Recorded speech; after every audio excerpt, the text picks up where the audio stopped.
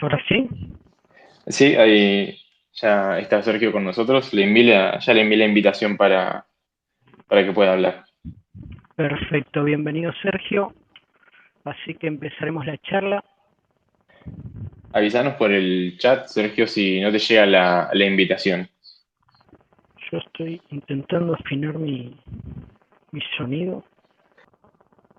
A ver qué tal Sergio. Y empezamos. Ahí está. Hola Sergio, buenas tardes. Tenés que habilitar el micrófono Sergio ahí. Nos figura como Ahí está. apagado. Hola, hola. ¿Me Ahí escuchan? está, ahí te escuchamos. Sí, sí, Bueno, sí. por fin. Eh, Sí. ese es el tiempo. Tengo un inicio problemático. No, es el tiempo que lleva instalar Twitter en el celular, buscar el password manager, encontrar el password de Twitter, activar por SMS la cuenta, entrar, habilitar los permisos del celular para que Twitter permita usar el micrófono y todo lo demás. 10 minutos. Ah, estaba out de Sí, Twitter. cambié el teléfono hace poco por eso. Ah, sí, Y lo cuando hacía los cambios así es todo un Igual, tema. igual es muy recomendable no tener Twitter en el celular, ¿eh? Muy recomendable. Es un vicio. por la toxicidad estás diciendo. No, es un vicio. 500 mensajes por hora. Es buenísimo, pero es un vicio. Sí, es verdad. Sergio, te escucho yo medio como con un eco, un Ok. poquito medio eléctrico la voz, ¿puede ser? A ver, estoy usando auriculares Bluetooth. ¿Puedo sacar los auriculares Bluetooth y ver si mejora? ¿Quieren que pruebe eso? No, pero Dale. va a empeorar teóricamente eso. No debiera mejorar, pero vamos a Creo probar. que le tenés como la opción de bajar el volumen del micrófono, creo.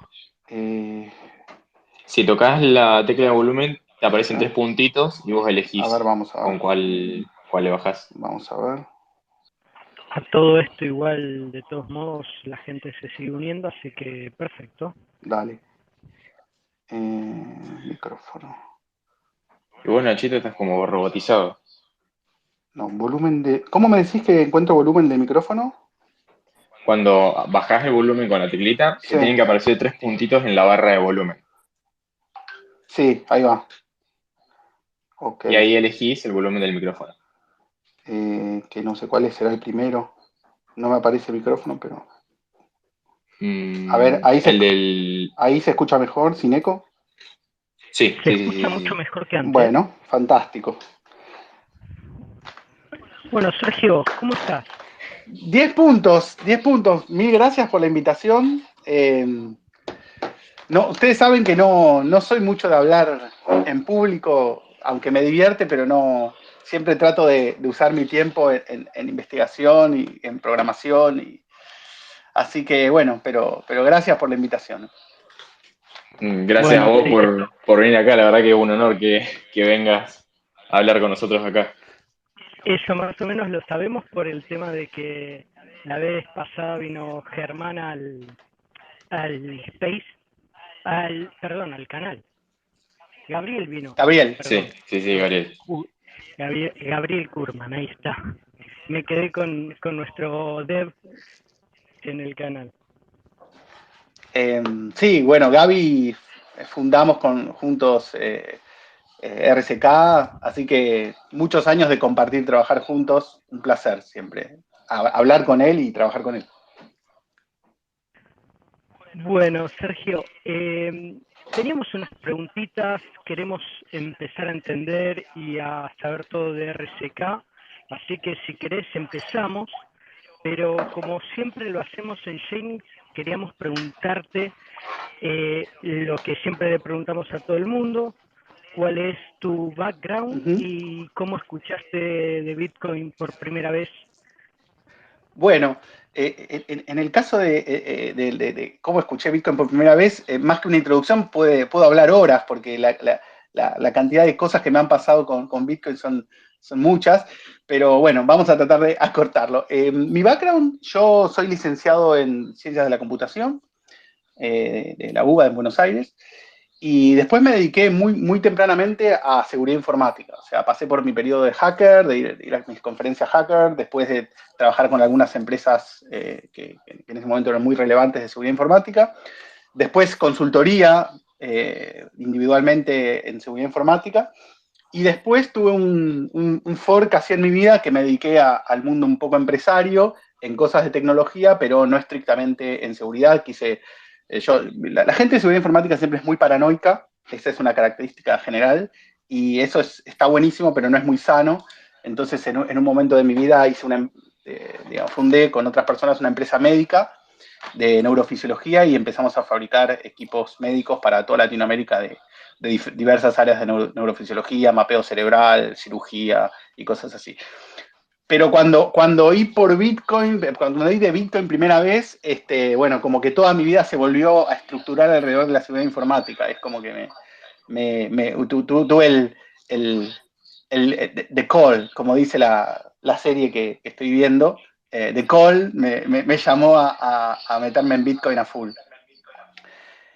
Así que, ¿cómo fue que empecé? Bueno, yo había hecho mi tesis de licenciatura en peer-to-peer poker, que básicamente es cómo hacen una cantidad de personas alrededor del mundo para mezclar un mazo virtual y criptográficamente mezclar las cartas y repartir las cartas de tal forma que puedan jugar a este juego en forma fair, en forma, digamos, que se haga justicia, digamos, de que nadie pueda hacer trampa, y sin revelar la estrategia, ¿no? Y para eso se utilizan un montón de zero knowledge proofs, se utilizan, digamos, lo que en ese momento inventé que eran stage channels, pero, pero bueno, cuando yo terminé mi protocolo, empecé a ver, me di cuenta, digamos, que un protocolo de póker descentralizado no tiene sentido sin una moneda descentralizada.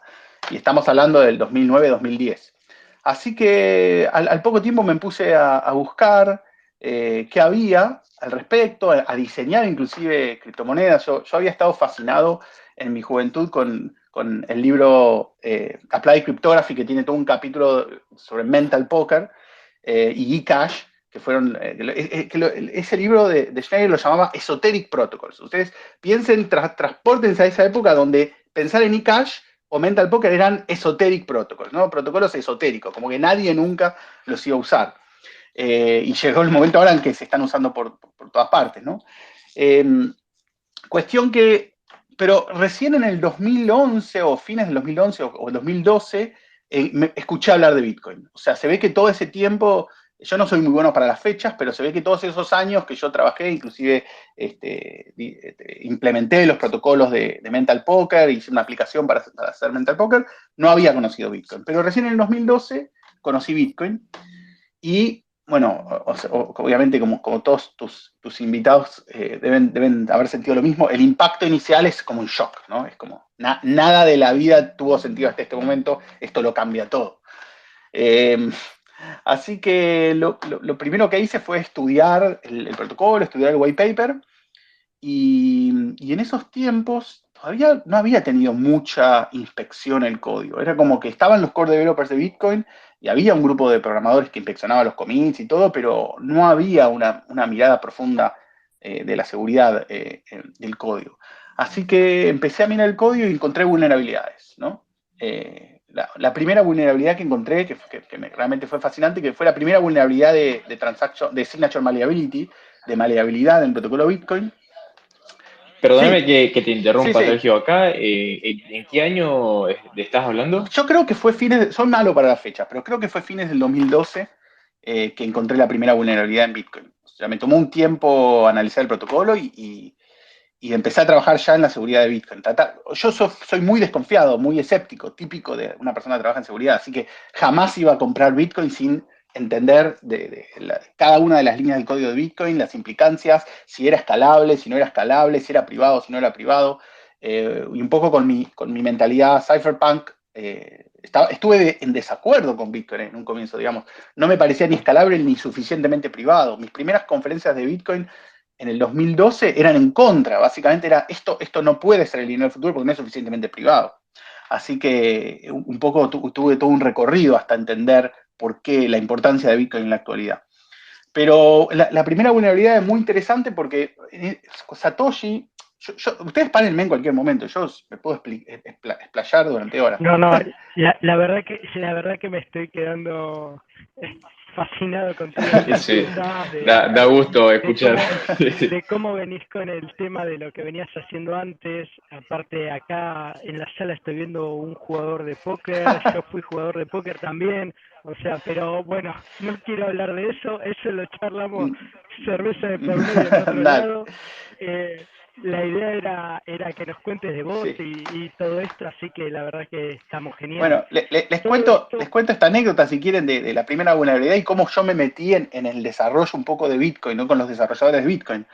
Que dale. fue, digamos, mi primera aproximación, que fue, yo detecté que Satoshi había puesto un sistema de alarmas en los nodos, que después lo sacaron, pero en ese momento existía, por el cual si había una vulnerabilidad, Satoshi podía informar a todos los nodos de la vulnerabilidad, ¿no? Eran mensajes firmados.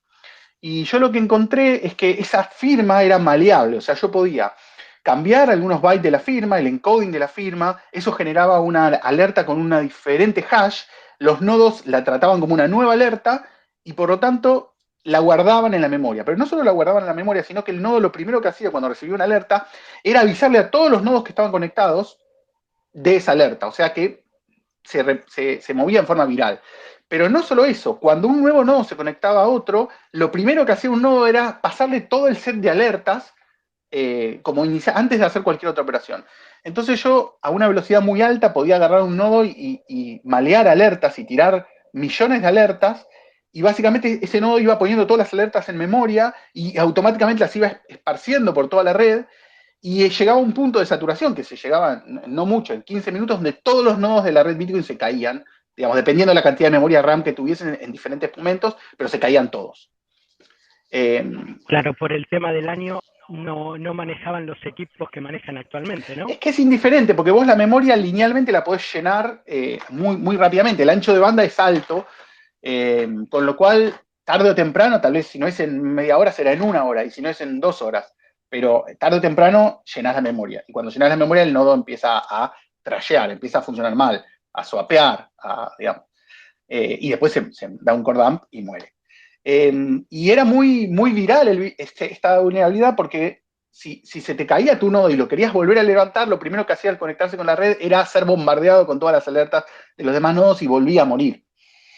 Así que fue muy interesante. Y me acuerdo que cuando la reporté, yo supongo que es como cualquier grupo cerrado y un poco desconfiado, que un poco de desconfianza siempre es útil, es buena. Me aceptaron la vulnerabilidad y me sacaron afuera. Me dijeron, bueno, muchas gracias. Me acuerdo que estaba Gavin, estaba... O sea, los ayudaste y no te No, dejaron colaborar claro, en mejorar. claro. Fue así, muy bueno, muchas gracias. Nosotros nos vamos a encargar. Estaba Gregory Maxwell, bueno, Early Developers.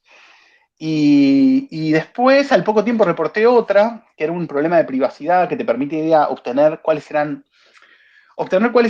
las claves, no, las claves públicas de un determinado nodo. O sea, cuáles eran, ustedes saben que los nodos Bitcoin tienen una wallet interna, a diferencia de los nodos Ethereum, que en general no se utiliza la wallet interna, los nodos Bitcoin en ese momento era muy común que sea la wallet del nodo. Y yo había ideado una forma por el cual yo le hablaba a un nodo y podía distinguir cuáles eran sus claves públicas. O sea, podía saber, relacionar una IP con sus claves públicas. Y me acuerdo que lo reporté, y así fui reportando hasta que fui ganando confianza. Y en un momento, bueno, nada, o sea, la discusión ya de cómo reparar las vulnerabilidades era un poco más abierta. Pero yo siempre estaba ahí como in the shadows, o sea, no tenía relación con la comunidad, no soy una persona especialmente sociable, así que me vaya a las conferencias, a las reuniones sociales. Pero pasó algo muy interesante, que es que yo estaba discutiendo, esto tal vez era un tema que les querían tocar, pero yo ya lo cuento, que en el 2013, bueno, en el 2013 yo ya empecé a trabajar como auditor, digamos, oficial de Bitcoin, pagado por la Bitcoin Foundation. O sea, a ellos les pareció que yo podía ocupar ese rol. No era un rol oficial de Bitcoin, porque no existen los roles oficiales de Bitcoin, pero era un rol que la Bitcoin Foundation me había asignado para hacer auditorías regulares de los cambios del código. Y yo me acuerdo que estaba en un foro discutiendo, yo quería en ese momento, ya estamos hablando de mediados del 2013, yo quería ver si compraba mi primer Bitcoin, ¿no? No tenía nada hasta ese momento. Y había trabajado ya O sea, pasó todo, solucionaste un montón de problemas y todavía vos no tenías Bitcoin. Sí, es que no tuve hasta tiempo después, porque ya había reportado como 9 vulnerabilidades, por un poco, porque en ese momento también, no, esa visión de que Bitcoin iba a subir de valor no era lo que pesaba, ni pocos la tenían. Creo que Satoshi, no, Hal Finney creo que fue uno de los pocos que dijo, it's good to have something in case it catches on, ¿no? Pero la mayor parte de la gente que estaba en los foros no lo pensaba como una inversión, sino más bien como algo divertido, para regalar, para probar la tecnología, una cuestión así. Así que yo quería ver si compraba o no compraba algo, y estaba en un foro y yo dije, bueno, voy a hacer un análisis de quiénes son los whales, quiénes son los que podrían mover el mercado de Bitcoin. Y analicé qué había pasado el primer año de minería de Bitcoin y encontré que lo lógico era que Satoshi tuviese 1 millón de Bitcoins. Era lógico porque si uno extrapolaba el poder de cómputo que tenía Satoshi durante las primeras horas a todo el año, como si pensando que él hubiese dejado la computadora prendida, eso le hubiese dado que Satoshi tenía 1 millón de Bitcoins. Claro, cuando posteé esto en los foros, me defenestraron, me atacaron como nunca. Fue la primera vez en mi vida que sufrí las redes sociales de los nervios que generan, ¿no? O sea, ser insultado, porque Satoshi estaba visto como un semidios, ¿no? Aquel que había creado Bitcoin y había desaparecido 100% altruista, y la sola idea de pensar que Satoshi podía tener 1 millón de Bitcoins y que los podría haber gastado potencialmente, era una idea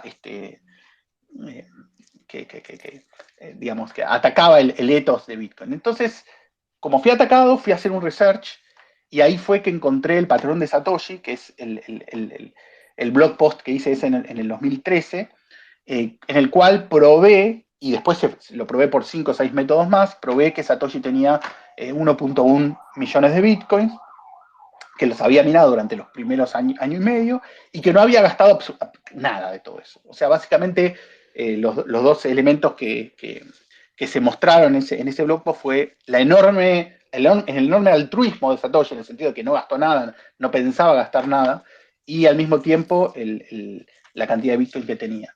Y bueno, ese día Bitcoin dio un salto el día que publiqué, creo que tuve 35.000 visitas en un blog que no tenía ni 3 visitas diarias, o sea, como que todo el mundo leyó ese post, y me hice un poquitín popular, llamémoslo, y ahí me acuerdo que me reuní con Wences que me dijo, vos no podés no estar dentro de esta comunidad, o sea, vos tenés que ser parte, tenés que ir a una conferencia. Así que me invitó, me dijo, mira, yo te invito a que vayas a San José en el 2013, y fui, y fue una cosa alucinante. Creo que por primera vez en mi vida me sentí parte de un movimiento ideológico, y las cantidades de gente interesante que conocí. Estaba Vitalik ahí, como un adolescente, no sé, estaba gente muy, muy interesante. Así que bueno, esa es un poquito mi historia, y después lo que hice fue combinar la parte técnica, o sea, a lo largo de los años, combiné la parte técnica que yo tengo con la parte empresarial, y fundé y ayudé a fundar varias empresas. Un poco trayendo a quien podía, a mis amigos, a este ecosistema, mucha gente en Latinoamérica. Ayudé a fundar CoinFabric, que es una empresa de desarrollo de software de criptomonedas. Fundé CoinSpec, que es una empresa de auditoría que le va muy bien y ha auditado cientos de smart contracts, con Julián Orizo, que es un genio en la seguridad informática. Hice un intento de fabricar un billete digital que se llamó Filmcoin en el 2013, que lo diseñé. Y después hice una empresa para fabricar ese billete digital que contenía Bitcoin, que se llamó Digibill, que fracasó porque era muy, muy caro fabricarlo, pero fue también algo interesante. Hice con Timo Hank ASIC Boost, la tecnología para acelerar los chips de mining. Así que me tocó pasar por muchas empresas. Y la culminación un poco de todo esto fue fundar con Adro, Gakku, Diego y Rubén y Gare, fundamos RSK, que fue un poco juntar mi conocimiento de diseño de criptomonedas. Yo había trabajado... Déjame Sí, interrumpirte dale, ahí, dale, dale. Sergio, perdón. Sí, sí, Está súper interesante. dale, dale. No quiero parar de escuchar, pero quiero consultar, ¿cómo llegaste a fundar EOB Labs? Bueno, Hero Labs vino muchos años después. O sea, estamos en el 2015. Yo había hecho todas las auditorías de diseño de Ethereum. Yo ayudé a Vitalik a un poco diseñar algunos aspectos de Ethereum. Pero para mí yo ya era un Bitcoiner. O sea, para mí la tecnología de smart contracts que permitía hacer mental poker, que permitía hacer protocolos distribuidos como los que yo venía haciendo, tenía que construirse sobre Bitcoin. O sea, yo soy maximalista en cuestiones monetarias. Yo creo que tiene que haber una sola moneda que domine el ecosistema, si no, no se va a lograr un uso mundial y básicamente el store of value. Así que creo en Bitcoin, pero al mismo tiempo creo en las nuevas tecnologías. Creo que Bitcoin debe conservarse intacto o debe ser muy conservador, pero al mismo tiempo hay que construir tecnología más accesible y más escalable y más privada en otros niveles sobre Bitcoin. Así que estamos en el 2015. Yo ya había trabajado en ayudar con CoinSpec a hacer las auditorías de diseño y de seguridad de Ethereum. Pero al mismo tiempo yo ya había hecho una plataforma de contratos inteligentes en el 2013 que se llamó Quickscoin, que justamente la hice para poder hacer estos juegos de mental poker. O sea que yo un año antes de Ethereum hice y digamos, publiqué una plataforma de contratos inteligentes con una criptomoneda de contratos inteligentes. Así que lo tenía ya en la cabeza. Lo que pasa es que mi foco estaba, digamos, llamémoslo, en un nicho muy particular y encima hiperregulado, que son como los juegos, el gambling, los juegos de cartas, los juegos de apuestas. Entonces no tenía una visión comercial, no tenía claro que los contratos inteligentes también podían permitir hacer exchanges descentralizados o stablecoins, ¿no? Así que lo que pasó en el 2015 fue que nos empezamos a juntar a través de amigos con este grupo de fundadores y encontramos cómo cada uno aportaba al proyecto una pata muy interesante y muy diferente. Ustedes saben, Diego Gutiérrez Aldívar tiene muchísimo trabajo en comunidades, muchísimo trabajo en formar la comunidad Bitcoin en Argentina y Latinoamérica. Y al mismo tiempo tenía unos conocimientos, digamos, de haber trabajado en slums, en villas, y la idea esta de construir un sistema financiero abierto, inclusivo, que era algo que yo estaba centrado en la seguridad, en la escalabilidad, conceptos completamente técnicos. Al mismo tiempo, Adro y Rubén ya venían con una empresa de software con muchos años de experiencia, que eran ideales para liderar lo que iba a ser el desarrollo de la plataforma. Y bueno, y Gaku es un economista. O sea que un poco entre todos, juntándonos, me acuerdo que nos juntábamos ahí en Buenos Aires, en la confitería Torino, una vez por semana fuimos empezando a darle formas que queríamos hacer con RCK. Lo más difícil hay dos cuestiones muy difíciles que fueron de RCK, que fue, más allá de mucho apoyo que tuvimos de algunas personas del ecosistema, el problema es competir. Cuando vos creas una sidechain de Bitcoin, o sea, una blockchain que no tiene moneda propia, que básicamente paga fees, paga a los mineros fees en base a las propias transacciones, es que no genera un ciclo de especulación, no genera FOMO, ¿no? Básicamente, los mineros cobran si hay utilidad, si hay uso real de la plataforma. Y si uno quiere bootstrapear esta plataforma, comenzar a usarla, al principio no paga casi nada. Entonces era muy difícil también conseguir, por más alineación ideológica que nosotros tuviésemos con los bitcoiners, era muy difícil conseguir apoyo generalizado. Y no estaba tan claro para los bitcoiners la importancia que iba a tener DeFi. Creo que eso lo vieron mucho más tarde, tal vez un poquito tarde, en cuestiones de la importancia. Eran muy pioneros en esa época.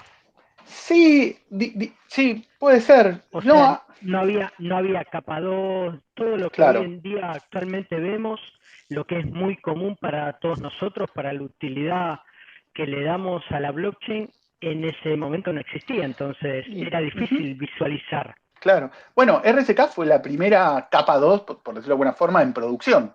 Unos meses después salió Liquid y bueno, y después vinieron las capas 2 de Ethereum ahora, fuimos un poco los primeros.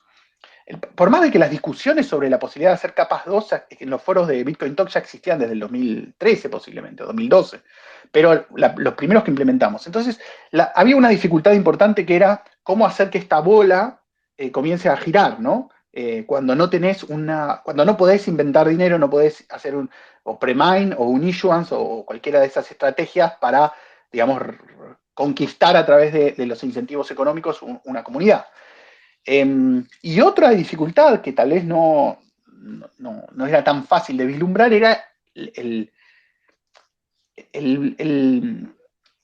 no me sale en castellano, el problema ideológico o el choque ideológico que iba a traer a los bitcoiners aceptar la EVM como un estándar, porque la EVM había sido diseñada por Ethereum. Y más allá de que la EVM tiene tiene algunos problemas y su seguridad, algunas cuestiones se podrían haber mejorado, es un estándar. Y cuando tenés miles y miles de programadores que están trabajando alrededor de un estándar, crean también estándares para mejorar la seguridad, tienen mayor velocidad en el ciclo de desarrollo, por lo tanto pueden mejorar las soluciones. Entonces, eso que nosotros lo vimos inmediatamente como la posibilidad de subirse a este estándar y no tener que construir un estándar nuevo y con todo lo que eso lleva, para los bitcoins era una contra. Era como aceptar de cierta forma que otro grupo podía haber creado una virtual machine que de cierta forma fuese más usada que la virtual machine de Bitcoin, ¿no? Pero son cuestiones que después se fueron limando con los años. En este momento creo que, más allá de unos pocos maximalistas, nadie va a quejarse de que la tecnología EVM es menos segura que otras. Todas se pueden hacer en forma segura o en forma insegura, según cómo uno las trabaje, ¿no? Sergio, contanos, ya que estamos en todo ese ambiente, ya más o menos nos explicaste cómo llegó la idea de RSK, pero ¿qué es RSK para el que no conoce? Bien, RSK fue la primera sidechain de Bitcoin. ¿Qué es una sidechain? Una sidechain es una blockchain, tiene casi todas las propiedades de blockchain, pero encima tiene más cosas. O sea, construir una sidechain no es construir una blockchain, es construir una blockchain y hacer más cosas. Básicamente, una sidechain necesita, como su moneda nativa es una moneda externa, necesita un bridge, necesita un peg. Y por lo tanto necesita un mecanismo seguro para transferir, en este caso Bitcoin, desde Bitcoin a la blockchain de RSK y de nuevo transferirlos a RSK. En ese momento, nosotros construimos RSK en medio de Block Size Wars, de las guerras por el tamaño del bloque Bitcoin, y proponer en ese momento, después de cuando se empezó a cerrar el tema, proponer inmediatamente un hard fork que podía ser, digamos, no unánime, que era incorporar tecnología para descentralizar completamente el PEG, era muy problemático. O sea, decidimos ir por un PEG que en ese momento inicialmente era un PEG federado, o sea, una cantidad de 13 participantes alrededor del mundo con determinados niveles de seguridad, en diferentes jurisdicciones, no controlados por la misma entidad, con una cantidad de condiciones, construir una multisig que permitiese pasar los assets de Bitcoin, pasar los Bitcoin, mejor dicho, desde Bitcoin a RSK y a la vuelta. Y todo eso a lo largo de los años evolucionó. En este momento la tecnología que usamos ya no es más una federación, es lo que llamamos un POPEG, que básicamente mejora la seguridad, agrega un layer más de seguridad a una federación, que es que los pegnatories, aquellos que tienen una parte en esta multisig, en realidad ellos no tienen la clave privada, no tienen acceso a esa clave privada, sino que utilizan un hardware security module, un dispositivo de hardware con niveles máximos de seguridad, utilizando microprocesadores que se llaman Secure Elements, que son diseñados específicamente para seguridad, no son procesadores de uso genérico, digamos. Y esta caja negra que ellos tienen, lo único que puede hacer es firmar las transacciones que provienen de la blockchain RSK. ¿Y cómo pueden detectar que provienen de la blockchain RSK? Por un método que se llama hashrate escrow, que básicamente es con una cantidad de hashrate acumulado. O sea, solo van a mover los fondos si uno les entrega una cantidad de bloques de RSK y ellos pueden detectar que esa cantidad de bloques tienen suficiente hashrate acumulado, que se requeriría el 51% de la red Bitcoin operando durante 16 horas para, digamos, de cierta forma engañar a un dispositivo y tratar de hacerlo firmar algo que es incorrecto. Así que, bueno, un poquito yo lo que no dije es que RSK utiliza merge mining, o sea, se mina conjuntamente con Bitcoin, y creo que son, no sé si son los más importantes, pero hay 6 pools muy, muy importantes de Bitcoin que hacen merge mining con RSK. Y por lo tanto, tenemos en este momento más del 60% del hash rate de RSK, de Bitcoin minando RSK. En algún momento tuvimos el 80%, pero cuando fue la prohibición de minería en China bajó un poco, y bueno, ahora la comunidad sigue trabajando para hablar con los mineros para volver a los niveles más altos. Así que, bueno, lo que repito, que tal vez ya lo dije, es que RSK es una blockchain que se basa en la EVM y por lo tanto corre contratos inteligentes de Ethereum, cualquier contrato inteligente de Ethereum, salvo algunas cuestiones muy, muy particulares de compatibilidad, puede ser corrido en RSK. Utilizamos los mismos tools para compilar. Digamos, las wallets obviamente tienen que configurarse para usar RSK, pero son compatibles, las wallets de Ethereum son compatibles RSK en gran medida.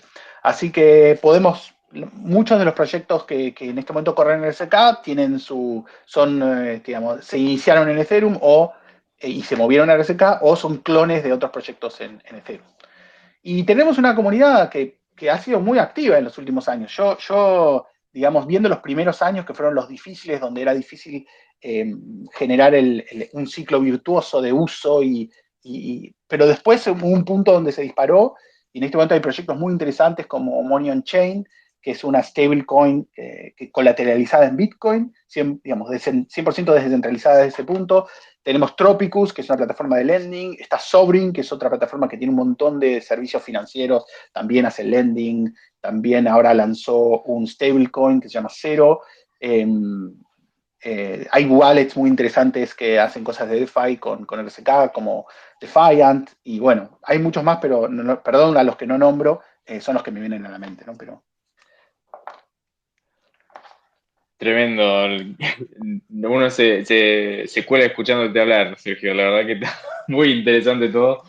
Pero yo quería consultarte, ¿qué valor le agrega una sidechain de Bitcoin? O sea, una sidechain EVM a la blockchain de Bitcoin. Es muchas cosas, y eso tiene que ver con la alineación de incentivos, que, digamos, son 5 o 6 cosas que me parecen importantes destacar. Primero, hay mucha duda de qué es lo que va a pasar con Bitcoin cuando se acabe el subsidio, ¿no? ¿Qué va a pasar? O sea, la red va a ser menos segura porque va a tener menos security budget, va a tener menos dinero invertido en seguridad. Y una de las respuestas que apareció frente a este potencial problema, que no sabemos que si puede ocurrir en 5 años, 10 años o nunca, pero se prevé que podría ocurrir, es que las sidechains le pueden proveer un flujo, un ingreso adicional a los mineros que puede llegar a ser inclusive mayor que el subsidio de Bitcoin. Si nosotros tomamos en este momento las ganancias que tienen los mineros Ethereum como en fees y en MEV, la realidad es que podemos inclusive superar un incentivo Bitcoin, tal vez, un subsidio de Bitcoin, por el issue, por la creación. Por lo tanto, en el futuro RSK podría ser aquel que apuntala a la seguridad de Bitcoin. Entonces, el hecho de que exista solo RSK ya es un hedge, una forma de protegerse frente a este potencial escenario. Obviamente, el hecho que nuestra moneda sea nativa BTC, nosotros lo llamamos RBTC para no generar confusión en la gente y entender que hay un modelo de seguridad diferente. El RBTC no tiene la misma seguridad que el BTC, tiene alta seguridad, pero no es la misma seguridad, es otro sistema de consenso, otro modelo de seguridad. Pero el hecho de que utilicemos BTC, obviamente le da valor al BTC porque te permite hacer muchas más cosas con BTC y no tenés que abandonar el BTC e ir a otra moneda. Para cualquier protocolo, digamos, no específicamente DeFi, ¿no? Para cualquier otra idea que a uno se le ocurra. Después, otra cosa interesante que le aporta BTC es lo que tiene que ver con la colateralización en BTC. O sea, si yo hago un protocolo como es Money on Chain, donde yo puedo poner bitcoins y emito stablecoins, yo estoy poniendo grandes cantidades de BTC, bloqueándola y las estoy quitando del mercado. Y si las quito del mercado, en realidad eso afecta el precio de BTC y lo hace subir. Otra cuestión que hace que estén muy relacionados RSK con BTC es el tema de de tomar toda esta movida DeFi que está siendo generada en Ethereum, ¿no? Que es siempre un riesgo para los bitcoiners que creen en Bitcoin como store of value. ¿Qué pasa si aparece otra moneda igualmente competitiva? ¿Y qué pasa si esta nueva moneda competitiva es censurable, como lo que pasó ahora con Tornado Cash? O sea, no es lo mismo BTC que Ethereum, por más de que ambos puedan lograr la misma funcionalidad. No es lo mismo porque tienen diferentes filosofías, digamos, tienen diferentes prioridades, son comunidades con diferentes perfiles y por lo tanto pueden reaccionar diferente a diferentes presiones políticas. Por lo tanto, no es solo una cuestión de, me gusta más la tecnología Bitcoin o me gusta más la tecnología Ethereum, digamos, sino más bien cuál es el perfil político del Bitcoiner y cuál es el perfil político del Ethereum, ¿no? Y después hay una cuestión de cuestiones técnicas de interacción entre Bitcoin y RSK que son también interesantes. Por ejemplo, Lightning Network están trabajando en el protocolo Taro que te permite enviar por Lightning Network otros assets diferentes a Bitcoin, por ejemplo, y enviar stablecoins. Pero alguien tiene que hacer el issuance de esos stablecoins que se van a mover por la Lightning Network. Y RSK está en una posición ideal, porque yo lo que podría hacer es un sistema semiautomático, descentralizado, por el cual los assets RC20 que yo genero en RSK, por ejemplo, el dólar on-chain de Money on-chain, yo después lo puedo mover hacia Lightning Network y utilizarlo en la Lightning Network. O sea que hay una relación muy estrecha también entre la Lightning Network y RSK y la potencial cooperación ahí. Después otras cosas menores tal vez son el hecho que RSK incorporó hace un año en un hard fork un protocolo que se llama Fly Client, que lo que permite es hacer un par de cosas, hacer plugins muy rápidos, en solo 10 minutos, por ejemplo, pero al mismo tiempo permiten hacer llamadas a contratos inteligentes de RSK desde Bitcoin. Yo puedo crear un address de Bitcoin que internamente ya tiene todos los parámetros de llamado de un contrato inteligente RSK. Y cuando hago el plugin con ese particular address, automáticamente se dispara todo ese proceso de llamados. O sea que podría, por ejemplo, construir un address que automáticamente recibe fondos y lo transforma, los hace un exchange a dólares on-chain. Entonces directamente yo puedo tener los dólares enviando fondos a una cuenta Bitcoin, por ejemplo. O hacer donaciones directamente a un contrato inteligente en RSK a través de Bitcoin. O asignarle a un contrato inteligente específico de RSK una dirección Bitcoin. Y después, por último, está el movimiento que es bastante nuevo, en el cual yo soy parte también y estoy colaborando mucho, que es el movimiento DeFi for Bitcoin, que es hacerle llegar a los bitcoiners todas estas herramientas de DeFi, darles un panorama claro sobre la seguridad que tienen estas soluciones DeFi. Por ejemplo, si yo tomo mis bitcoins y los envío a RSK y los meto en un determinado protocolo, esa cadena de seguridad que es utilizar un determinado bridge y una determinada blockchain y un determinado protocolo, ¿cuánto riesgo estoy corriendo? Pero si yo hago lo mismo de hacer un bridge con Polkadot y después entrar en un protocolo Polkadot, ¿no? ¿Cuál es la seguridad que estoy tomando? ¿Cuáles son los riesgos que estoy tomando?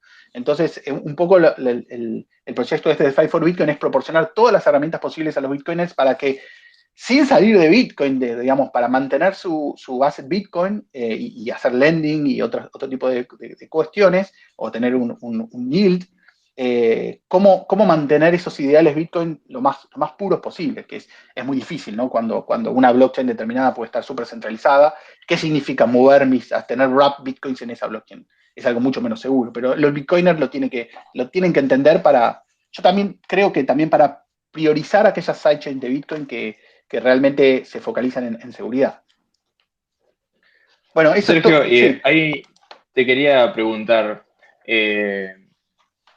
¿cuál es el lenguaje de programación que se necesita para desarrollar en RSK? Porque vos comentaste anteriormente que es una sidechain que se apoya en la seguridad de Bitcoin, pero es una sidechain EVM. Claro, sí, fue no sé si la primera o la segunda blockchain EVM compatible. O sea, básicamente el lenguaje que vos podés utilizar es cualquier lenguaje que compile en EVM bytecode. El más común, ustedes saben, es Solidity. Podés usar Viper, podés escribir en lenguaje de máquina, por decirlo de alguna forma, un pseudo lenguaje de máquina que se llama Julia, que también lo compila Solidity. Podrías ser un loco y escribir directamente en un lenguaje, el primer lenguaje que existió, que se llamó LLL, que es una especie de Lisp. O podrías crear un compilador tuyo especial que compile otros lenguajes a la VM, como Simplicity o como Clarity, pero esencialmente yo creo que el 99% de los contratos deben estar programados en Solidity. Sergio, me van surgiendo 10.000 millones de preguntas mediante vamos hablando y ahora entiendo también por qué a Juan le gusta bastante RSK. Ahora lo tenemos conectado ahí a Juan. Si quiere puede hacernos alguna pregunta a él también, se sume. Pero yo te quería consultar, no sé cómo hacértela bien la pregunta, pero el tema de la seguridad se aporta por los nodos de Bitcoin, ¿verdad? Sí. Entonces, No, por los mineros Bitcoin, ¿no? Por los mineros, claro. Entonces, ¿cómo afecta, cómo se relaciona eso al ser EVM? No es lo que no logro entender. Perdóname Sí. de que quizás No, sea son dos cosas la diferentes. pregunta. No, todas las preguntas son válidas. De hecho, hay pocas personas que conocen suficiente de Bitcoin y de Ethereum para entender qué significa fusionar de ambas tecnologías, de cierta forma. Hay una cuestión es el consenso, que es cómo la blockchain va produciendo bloques. Y una cuestión diferente es la máquina virtual, que es cuáles son las instrucciones que se pueden ejecutar cuando uno ejecuta una transacción. En el caso de Ethereum, el consenso no es Ghost, pero es una variante de Ghost, que a su vez es una variante de Nakamoto, o sea, es una variante del Proof of Work tradicional. Y en el caso de RSK, es también una variante de Proof of Work que se llama Decor, que a su vez es una mejora de Ghost. O sea, son dos caminos del Proof of Work que producen dos protocolos de consenso diferentes. Pero no, el punto de contacto con la VM no es directo, porque de hecho, la primera versión de RSK, que existe hasta ahora, tiene un opcode, sí, es como un opcode, un pseudo-header especial para soportar varias VMs, que al final nunca soportamos otra VM, la comunidad no prefirió focalizarse en otras cosas que soportar una VM diferente, pero inicialmente nosotros pensamos que podíamos soportar un WASM, por ejemplo, si WASM lograba mayor aceptación que EVM, por ejemplo.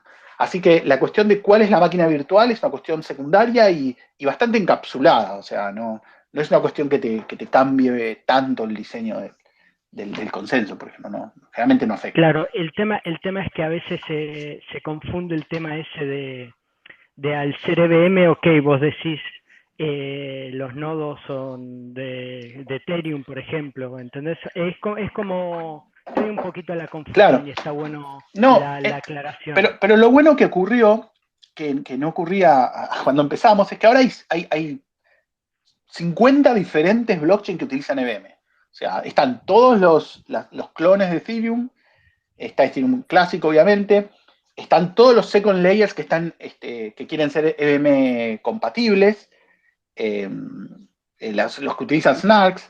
Así que en este momento lo interesante es que la EVM sí es una especie de estándar.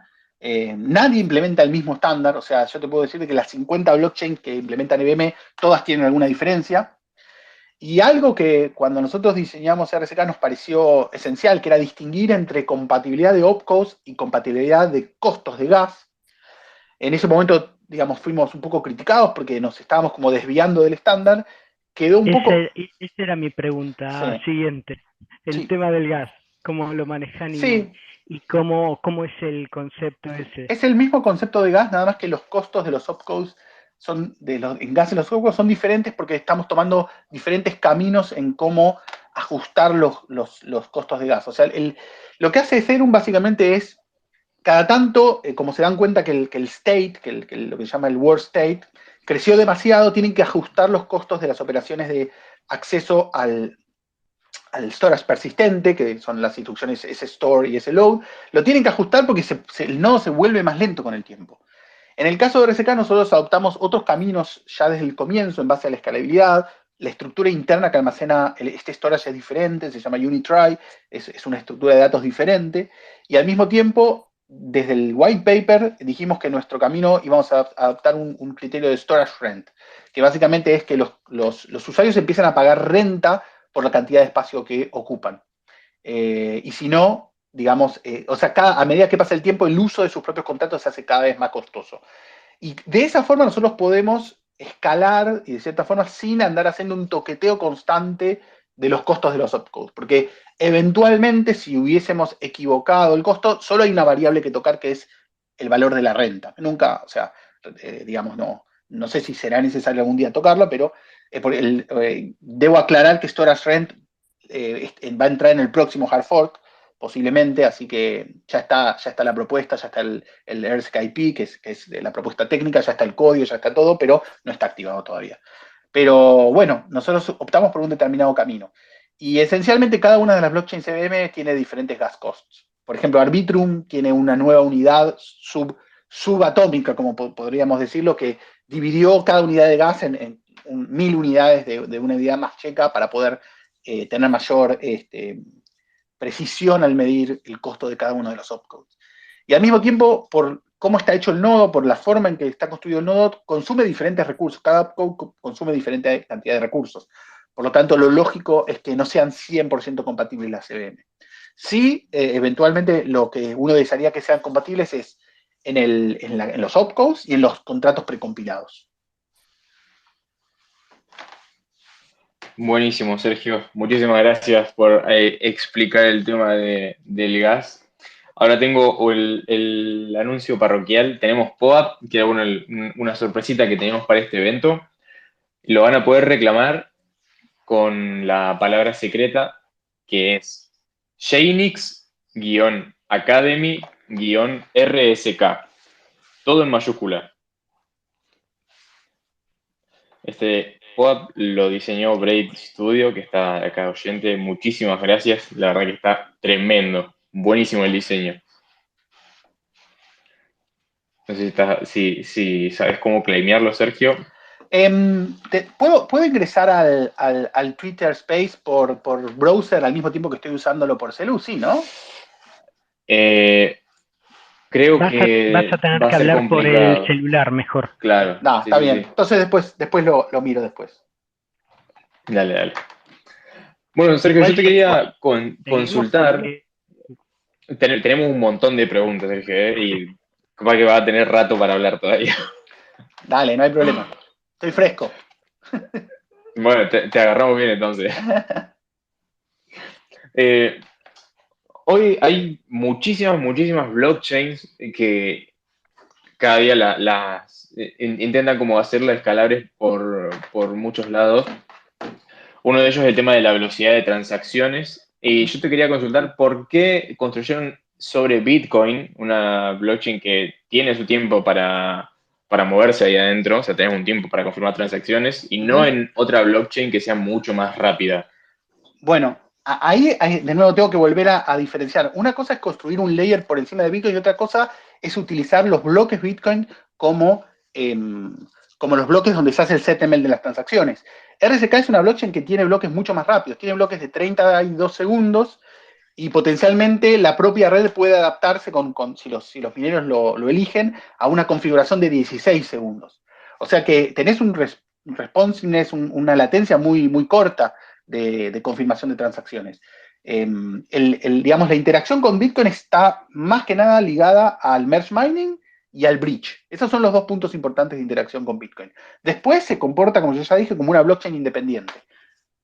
Inclusive hay una propuesta que se llama MicroPow, que se hizo ahí en el laboratorio de investigación de IOV Labs, que reduce el tiempo del bloque a 5 segundos. Bueno, hay que ver si la comunidad la toma, la modifica, pero bueno, es una propuesta interesante con una tecnología también interesante. No sé si eso responde la pregunta. Después la escalabilidad tiene muchas dimensiones, no es solo que los bloques confirmen más rápido, tiene que ver con la propagación de los bloques, la cantidad de cómputo que hace el nodo, la cantidad de información que tiene que almacenar histórica de la blockchain, la cantidad de información que se necesita de estado para generar un nuevo bloque, el ancho de banda que utiliza. Si querés me explayo por todas estas dimensiones, pero hacen toda la escalabilidad. Sí, te entendí. Pasa que estás tirando muchísima información y estoy procesando mucho más lento de lo que estoy escuchando. Pero bueno, ya que enganchamos por el lado este, yo quería consultarte cómo entramos nosotros al ecosistema de RSK. O sea, ¿qué wallets podemos utilizar para entrar a este ecosistema?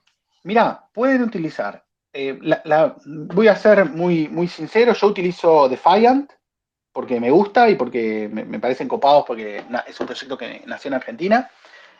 Así que es una wallet mobile copada. Después, cuando tenés realmente que manejar assets, digamos, de una multisig o hardware wallets, eso podés usar hardware, podés usar Trezor o Ledger con RSK sin ningún problema.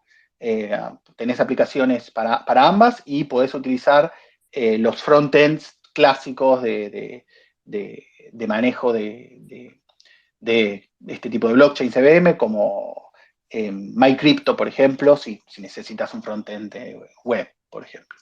Así que eso, digamos, no quiero recomendar otra cosa más que lo que yo uso digamos, a diario. Buenísimo, buenísimo. Hay una página, si entran, ¿Qué? perdón, tengo que ser, si entran a la website de RSK que construyó IOV Labs, rsk.co, hay una sección donde podés preguntarle todas las wallets y te muestra todas las wallets, o podés preguntarle todos los protocolos de un tipo y te los muestra. O sea, ahí van a encontrar muchas más opciones. No son las únicas, ni sé si son las mejores, pero son las que yo uso. O sea, Ah, ahí puede buenísimo, ser buenísimo. un estilo de guía como, digamos, como utilizamos Dap Radar, que encontramos ahí todo lo que está construido en el ecosistema y demás, porque, Ujú. o sea, RSK le podemos llamar la DeFi de Bitcoin. Sí, yo creo que es un componente, si no el más importante, de DeFi for Bitcoin, estoy seguro. Para mí van a surgir otras blockchain que van a que quieren ocupar ese lugar de DeFi for Bitcoin, pero con grandes dificultades de lograr esta alineación con Bitcoin. No, digamos, yo digo, bueno, pero Ethereum también es DeFi for Bitcoin, porque puedo enviar los Bitcoin a Ethereum con un wrapper, ¿no? Pero ¿quién es el que controla el wrapper de los Bitcoins en Ethereum? Es BitGo y una empresa más. Está súper centralizado. Así que ser realmente DeFi for Bitcoin no es solamente que yo puedo mover los Bitcoins o invertir los Bitcoins, sino toda la cadena de componentes que hacen que esos bitcoins estén allí, si son seguros, si son centralizados, si son descentralizados, qué riesgo estoy corriendo, ¿no? Por eso yo creo que RSK va a ser siempre la cúspide de Fight for Bitcoin por este alineamiento importante entre el ethos bitcoiner y los rootstockers. Te hago una pregunta que me quedó pendiente de antes. Antes habías nombrado a Lightning Network. Sí. Y yo no vivo acá en Argentina, pero o sea, ya lo conocía, por supuesto, pero desde que llegué acá sé que se utiliza bastante y lo vi utilizar bastante. Sí. ¿Cuáles son las diferencias? ¿O por qué me decías que hasta podían trabajar en conjunto? Bueno, la Lightning Network se está haciendo muy popular. Yo no soy un usuario asiduo de la Lightning Network porque, digamos, como soy Bitcoiner, digamos, el concepto de pago me resulta, o sea, el concepto de ahorro me resulta más atractivo que el concepto de pago para los Bitcoin. Totalmente. O sea, si quiero pagar, pagaría en un stablecoin, pero esta posibilidad de conectar, RSK tiene, o tuvo, porque ahora no está usado mucho, su Lightning nativa, su red de payment channels nativa que se llamaba Lumino, pero realmente el uso que está teniendo Lightning es tan grande que empezamos a ver, bueno, directamente integrar a RSK con Lightning.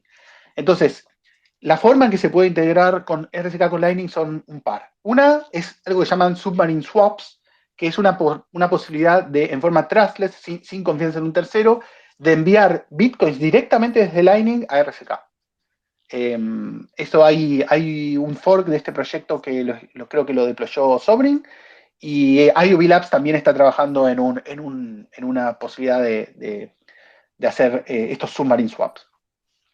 Y después lo que es nuevo, porque todavía no está en producción en Lightning, es Taro. Y Taro es esta posibilidad de mover sobre Lightning no solo Bitcoin, sino otros assets, stable assets. En realidad, lo que se mueven siempre son Bitcoin, pero en las dos puntas se hace una conversión entre el stablecoin y el Bitcoin, y esto es todo transparente al usuario. Entonces, la posibilidad ahí que tenemos es de tomar los assets, los stablecoins de RSK y moverlos hacia la Lightning Network y viceversa, ¿no? Esta posibilidad de usar la Lightning como la red de pagos ultra rápidos de RSK. Ya de por sí los pagos en RSK piensen que son rápidos y son baratos por la capacidad de escalabilidad que tiene RSK, y también porque no está saturada, son unos pocos centavos. Así que ya RSK es una buena red de pagos, pero si uno quiere unos pagos ínfimamente, digamos, más baratos, que es lo que te permite la Lightning Network, porque esencialmente los pagos se hacen off-chain, entonces estaría buenísimo esta integración entre RSK y Lightning Network. Sergio, antes de que siga, déjame repetir por favor la palabra secreta, porque nos estaban pidiendo. Para reclamar el POAP, tienen que utilizar la frase Chainix-Academy-RSK, todo en mayúscula.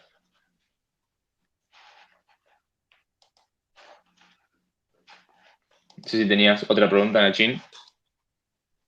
Sí, quería preguntarle qué más estaban construyendo, y había leído algo de RSK Name Services.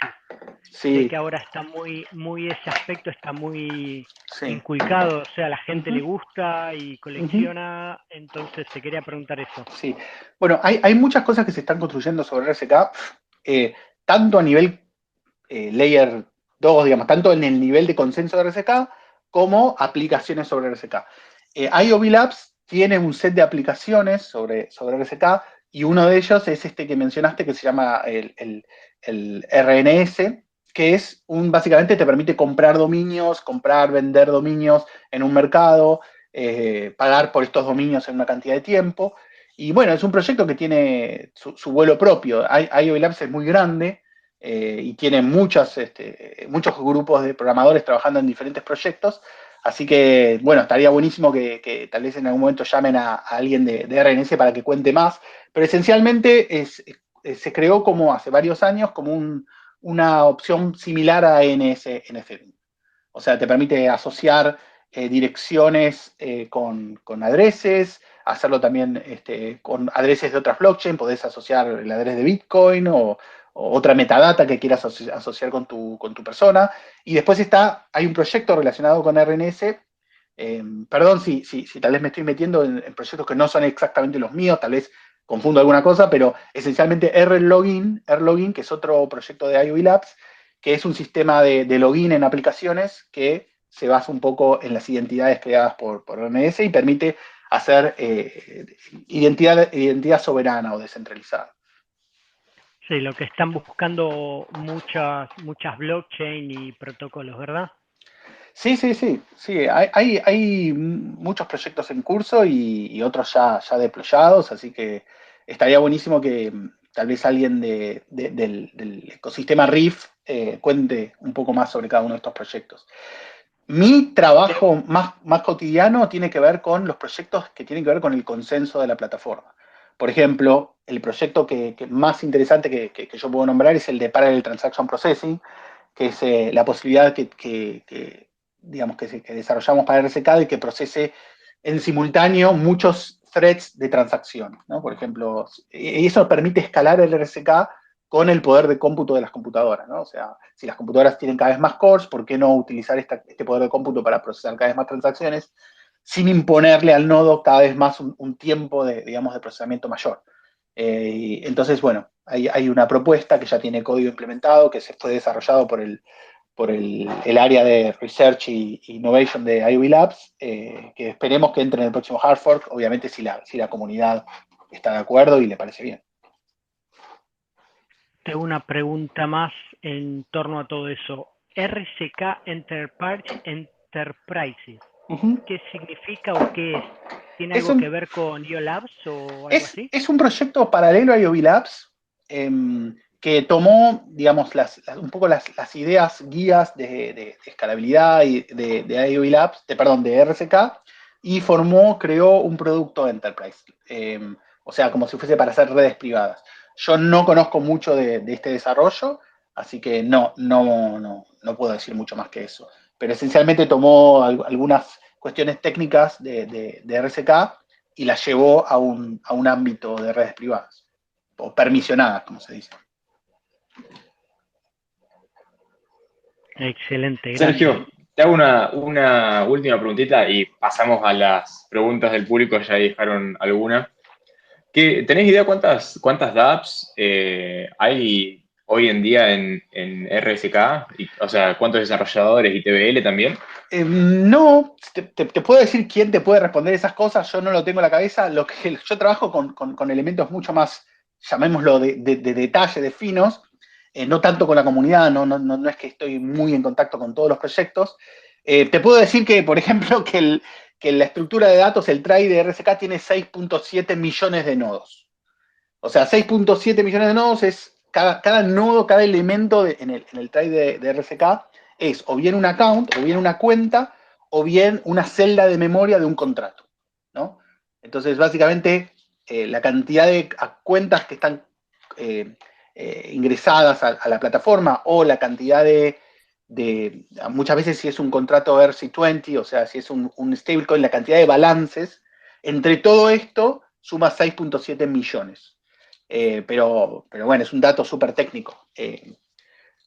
Así que no, la pregunta de cuántos proyectos hay sobre RSK, no, pero si entras a la página de RSK, seguramente vas a tener un pantallazo general de todos los proyectos. Buenísimo, buenísimo. Bueno, ya que comentás que estás con el tema de cuestiones de hilar más fino, creo que podemos levantar la pregunta de Manu, que pregunta si a día de hoy programás a diario, y si es así, ¿cuántas horas podés estar programando sin cortar la onda?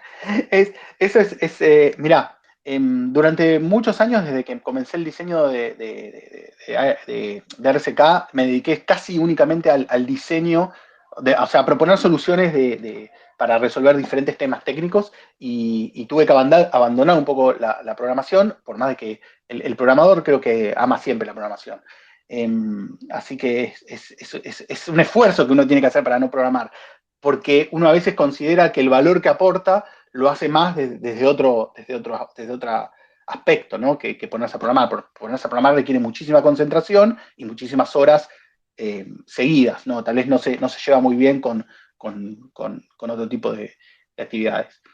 Sin embargo, algo que empecé este año, que me parece algo súper interesante, que lo quise presentar en DevCon, pero no me aceptaron la charla, porque, digamos, tienen muchas charlas, así que me puedo imaginar que es muy difícil para decidir, pero lo voy a presentar en alguna conferencia o en algún evento de RSK.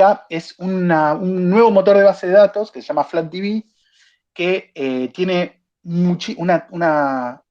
tiempos de acceso y tiempos de lectura y escritura muchísimo más altos, específicamente diseñado para almacenar el estado de un nodo de cualquier blockchain IBM. Está diseñado especialmente para RSK, pero también podría servir para Ethereum. O sea, es una base de datos optimizada específicamente para un caso de uso que es mantener el storage de estos nodos de la estructura de datos que se llama trie, que almacena toda la información del estado y es la que permite que los nodos puedan minar. ¿Por qué es muy importante que este I.O. sea lo más rápido posible? Porque esencialmente la EVM llegó a un punto en las blockchains donde se saturó, digamos, en que el cuello de botella son las operaciones de I.O. O sea, yo tengo un bloque que hace, no sé, 5.000 operaciones de I.O., pero si leer cada elemento del estado requiere un acceso a disco, o en el peor de los casos, 11 accesos a disco, o 20, en el caso de LevelDB, por ejemplo, que me multiplica por 20 la cantidad de accesos a disco por cada vez que yo quiero acceder a un nodo. Entonces la blockchain se torna mucho más lenta y hay un cuello de botella en escalabilidad. Entonces lo que estuve programando, que fue una actividad muy, muy, muy placentera, voy a decirlo, pero al mismo tiempo de investigación, es un nuevo tipo de base de datos que está optimizada para este rol, y ya la terminé y ahora estoy haciendo las pruebas de performance que están súper, súper interesantes. Buenísimo, creo que eso puede contestar la pregunta de Manu. Ahora tenemos una pregunta de Pablo que consulta. Dice, Sergio, mi duda es si con la adopción masiva la blockchain está preparada para la acumulación de datos y la perpetuidad de los mismos. ¿Es escalable? Ok, repetime la primera parte de la pregunta. Escuché la última, pero la primera parte no escuché bien. Dice, mi duda es si con la adopción masiva la blockchain está preparada para la acumulación de datos. Mirá, hay varios aspectos a tener en cuenta. Uno puede crear un stack de protocolos que si hace bien cada uno de los layers puede llegar a soportar 1 billón de usuarios. Yo escribí un artículo y un par de charlas sobre cómo RSK puede escalar para soportar 1 billón de usuarios. Y tiene que ver con mejorar cada uno de los layers. ¿Y qué son estos layers? Bueno, el primer layer obviamente es Bitcoin como store of value. Sobre eso está montado RSK, que es el layer que permite hacer los contratos inteligentes y esencialmente permite ser el soporte de otros layers superiores, que son esencialmente el Payment Channel Network, que podría ser como Lightning o Lumino, que eso lo que permite es hacer pagos a muy, muy bajo costo y muy instantáneos, y por encima de eso, rollups, ¿no? Y lo que permiten los rollups es, con un muy bajo costo de procesamiento para el layer, digamos, de contratos inteligentes, procesar una cantidad mucho más grande de transacciones. Es un concepto que tal vez nació en Ethereum, pero se aplica en un 100% a RSK. Y el endgame, por decirlo de alguna forma, de ese stack es, en realidad, tener RSK, un rollup por encima y la Lightning Network o la Payment Channel Network por encima. Esa es digamos, el stack más eficiente. Y yo tengo un par de artículos donde muestro que ese stack permite, digamos, llegar a 1 billón de usuarios activos. La cuestión acá no es si yo puedo hacer que 1 billón de usuarios generen un account, sino puedo hacer que 1 billón de usuarios hagan un pago por día o hagan 5 pagos por día, y esa división de layers lo permite.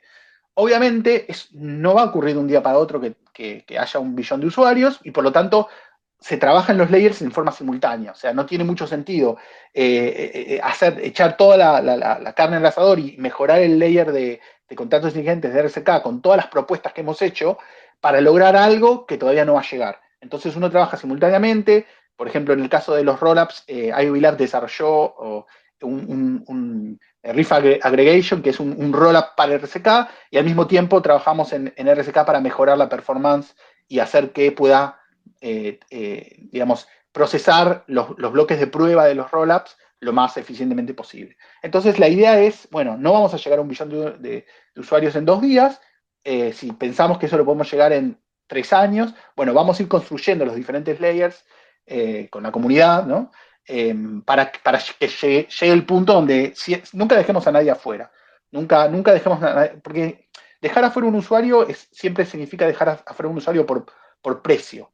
Básicamente, cuando vos no podés escalar, te sube el costo transaccional. Y cuando sube el costo transaccional, empezás a dejar afuera a los usuarios, que son los que necesitan inclusión financiera. O sea, y esto me vuelvo a conectar con el punto inicial del nacimiento de RSK, que RSK no nace como un delirio tecnológico. Diga, vamos a hacer RSK porque queremos combinar estas 5 tecnologías. Nace con la pata importante de construir un sistema abierto para la inclusión financiera, ¿no? No censurable y que no excluya a nadie. Y para eso tiene que ser barato.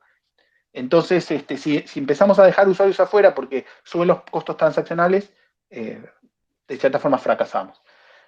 Así que bueno, por ahora nadie se quedó afuera de RSK y queremos que siga siendo de esa forma. Sergio, nos dice Diego, te pone, Sergio, un consejo para los que estamos arrancando en el ecosistema, ¿qué les podrías decir? Que no entren al ecosistema por la especulación, que no entren porque numbers go up. La realidad es que el mundo Bitcoin, el mundo de criptomonedas, es un cruce inigualado, llamémoslo, de sociología, economía, seguridad informática, economía, tecnología, bases de datos. Hay un cruce de elementos tanto de comunitarios como de ideológicos que hacen que sea muy, muy rico el ecosistema, que uno se puede encontrar con personas que tienen una posición inclusive política muy diferente y se forman discusiones muy interesantes, ¿no? Obviamente los temas de privacidad, y qué va a pasar con el futuro de la privacidad en el mundo, qué va a pasar con las CBDCs, con las monedas digitales creadas por los gobiernos y el enorme poder que le brinda a los gobiernos para controlar y restringir el acceso a los diferentes bienes y servicios que pueden hacer las personas. O sea, hay muchos elementos. Entonces, tal vez vos entraste por una punta y hay que recorrer todo el camino, ¿no? Si entraste por la especulación, bueno, después tratá de entender la tecnología y después tratá de entender la, digamos, la economía y después tratá de, claro, y movete a los diferentes aspectos. No te quedes con un solo aspecto, porque si te quedas solo con DeFi y solo con, bueno, voy a obtener un interés, te estás perdiendo lo mejor. Y a la primera de cambio, si perdés dinero, te vas a ir y no vas a volver nunca.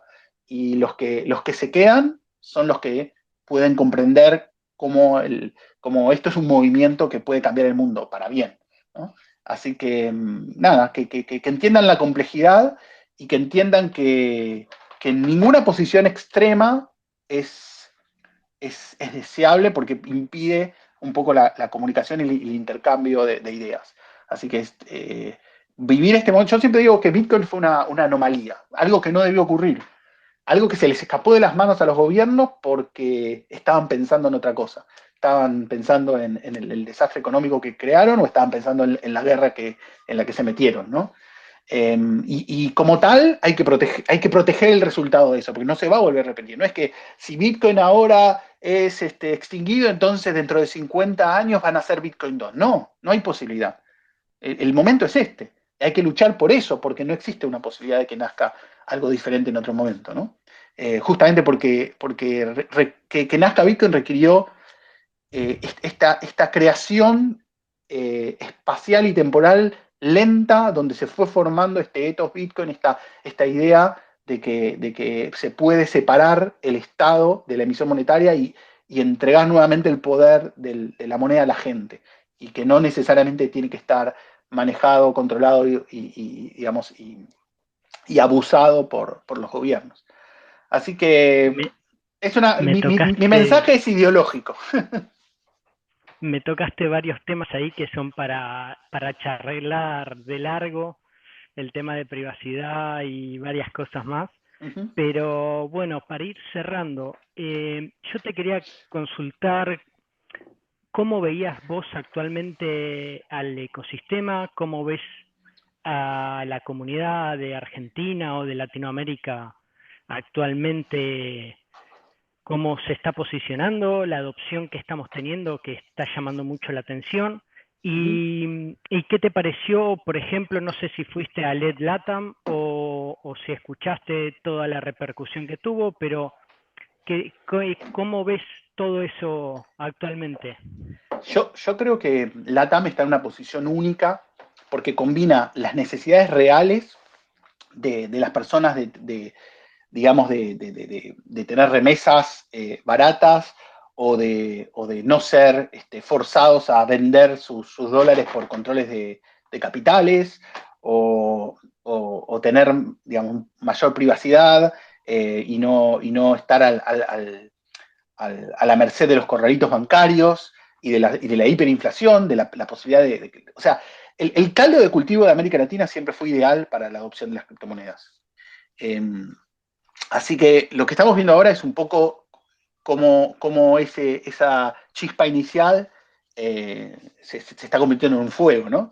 No tuve la oportunidad de ir a este Latam porque tenía muchos compromisos, pero casi todas las personas cercanas que fueron contaron que había mucho interés, mucho networking, mucha efervescencia, también mucho óptica comercial, que bueno, ocurre también, el Latam no es una conferencia técnica específicamente.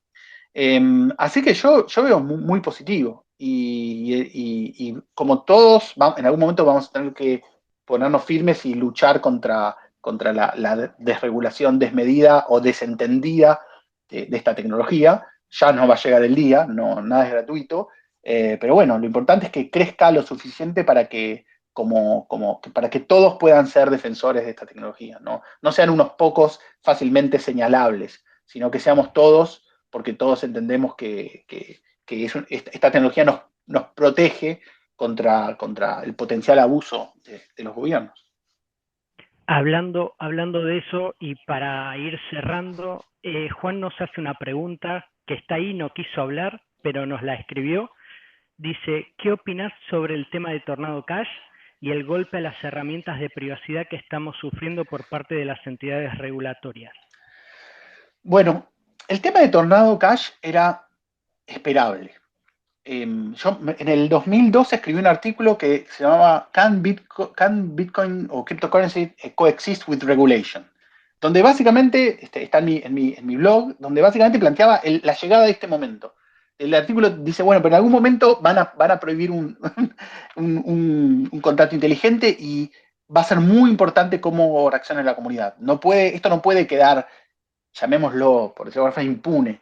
No es igual que la OPAC, digamos, no sé cómo se llama, sanciona a un determinado individuo o una determinada empresa, que igual uno podría decir si es discutible o no, pero es lo que hacen, que sancione un pedazo de código, que sancione una aplicación descentralizada.